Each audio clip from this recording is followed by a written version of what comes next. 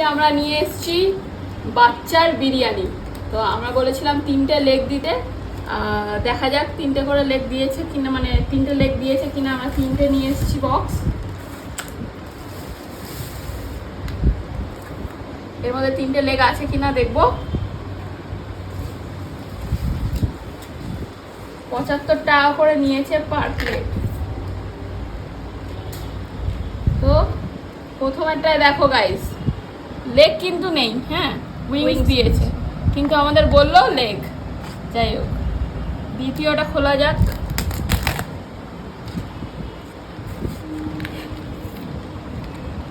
দ্বিতীয়টা খুললাম, দ্বিতীয়টার মধ্যে লেগ দিয়েছে। চলো আর তৃতীয়টা খোলা যাক। তৃতীয়টার মধ্যে লেগ আছে কিনা দেখি।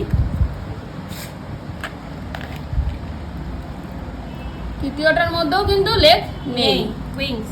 দেখো উইংস, লেগ কিন্তু নেই, উইংস দিয়েছে। এরা চিটিংবাজি ব্যবসা করে সব, আমাদেরকে বারবার করে বলল। আমরা 2 দিন এইরকম ভাবে ঠকলাম, ঠিক আছে? এই জন্য আজকে প্রথম থেকে ভিডিওটা করেছি। 3টে লেগ চেয়েছি, বললো 2টো লেগ থাকবেই অবশ্যই, কিন্তু দেখো এরা কন্টেনারে ভরে রেখে দেয়, আর ভরে রেখে এরকম চিটিংবাজি করে ব্যবসা করে। একটা লেগ দিয়েছে, 3টে লেগ দেওয়ার কথা ছিল, উনি বারবার করে বলে। সব খাঁচা মাচার পিসগুলো দিয়েছে লেগ বলে, দেখো বিচ্ছিরি পিসগুলো। কোথা থেকে ফেমাস হয় কি জানি। এরা বাচ্চার বিরিয়ানি ফেমাস, সবাই বলে ফেমাস, কিন্তু আদৌ এরা ফেমাস? জঘন্য বিরিয়ানি ভাই, আমি বাপের গালে খাইনি। লোকে কিভাবে বলে যে বাচ্চার বিরিয়ানি খুব ভালো, ফেমাস।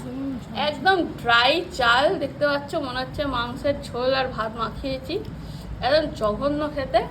আর এই তো মাংসের সব ছিঁড়ি, মানে নামেই চলে। যে অ্যাকচুয়ালি ফেমাস করেছে বাচ্চাকে, বাচ্চা কেন, ওই ওর আশেপাশে যে কটা দোকান আছে ফেমাস করেছে, আর তারা নিজেরা ইউটিউবারগুলো ফেমাস হওয়ার জন্য অ্যাকচুয়ালি এইসব করে বেড়ায়। আদৌ কোনো টেস্ট নেই বিরিয়ানির মধ্যে, জঘন্য বিরিয়ানি, মানে ফেলে দিতে হচ্ছে। যে আমি ফেলে দিলাম, খাওয়া যাবে না। ফেমাস খাবো বলে নিয়ে এসেছিলাম শখ করে। হাবড়ার জঘন্য বিরিয়ানি, বাচ্চার বিরিয়ানি, জঘন্য বিরিয়ানি। তোমরা কেউ খেও না গাইস, এই যে ফেলে দিতে হচ্ছে, কিছু করার নেই। এর থেকে কুকুরকে দিয়ে দিতে হবে, কিছু করার নেই, টাকাই নষ্ট।